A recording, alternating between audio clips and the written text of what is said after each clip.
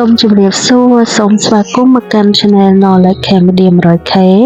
ថ្ងៃនេះនាងខ្ញុំមកបរិយាយអំពីអត្ថប្រយោជន៍នៃចាហួយប្រក្រុងចាហួយប្រក្រុងឬអាចហៅថាចាហួយវល្លិប្រក្រុងស្លឹកប្រក្រុងគឺជាបង្អែមធម្មជាតិបែបប្រពៃណីមួយប្រភេទដែលធ្វើឡើងពីទឹកចម្រាញ់នៃស្លឹកប្រក្រុងក្រៅពីមានឲ្យជារសឆ្ងាញ់ត្រជាក់និងជួយបំបត្តិការស្រេកទឹកវាក៏មានអត្ថប្រយោជន៍ជាច្រើនចំពោះសុខភាពផងដែររួមមាន 1. ជួយសម្រួលដល់ប្រព័ន្ធរំលាយអាហារស្លឹកប្រក្រុងមានផ្ទុកសារធាតុសរសៃ Fiber និងជាតិរំអិលធម្មជាតិខ្ពស់ដែលជួយឲ្យពោះវៀនដំណើរការបានល្អ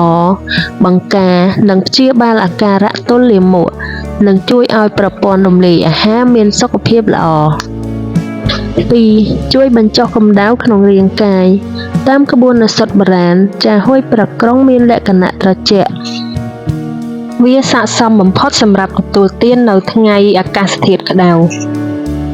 ដើម្បីជួយកាត់បន្ថយកម្ដៅក្នុងករណីក្តៅក្នុងមាត់ស្ងួតឬបែកញើសច្រើនជួយគ្រប់គ្រងទម្ងន់ដោយសារវាមានអាហារដែលមានកាឡូរីទាបនិងមានជាតិទឹករួមទាំងជាតិសរសៃខ្ពស់ការទទួលទានចាហួយប្រក្រុងធ្វើឲ្យអ្នកមានអារម្មណ៍ថាឆ្អែតបានយូរកាត់បន្ថយការឃ្លានអាហារផ្ដេសផ្ដាសដែលជាជំនួយដ៏ល្អសម្រាប់អ្នកដែលចង់សម្រកឬគ្រប់គ្រងទម្ងន់បើមិនដាក់ស្ករឬទឹកដោះគោច្រើនពេក 4. មានសារធាតុប្រឆាំងអុកស៊ីតកម្មនៅក្នុងស្លឹកប្រក្រុងមានផ្ទុកនូវសមាសធាតុ Flavonoid និង Polyphenol ដែលជាសារធាតុប្រឆាំងអុកស៊ីតកម្មជួយការពារកោសិកាក្នុងរាងកាយពីការបំផ្លាញនិងជួយពង្រឹងប្រព័ន្ធភាពស៊ាំ 5. ជំនួយដល់ស្បែក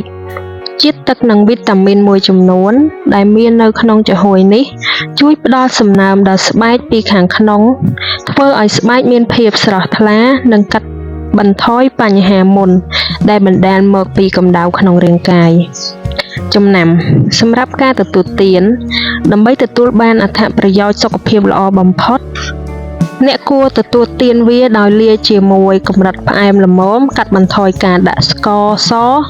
ឬទឹកដោះគោខាប់ច្រើនពេកនិងត្រូវប្រាកដថាលាងសម្អាតស្លឹកនិងដំណើរការធ្វើមានអនាម័យខ្ពស់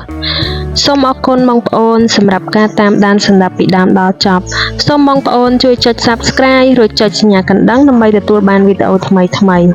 សូមអរគុណ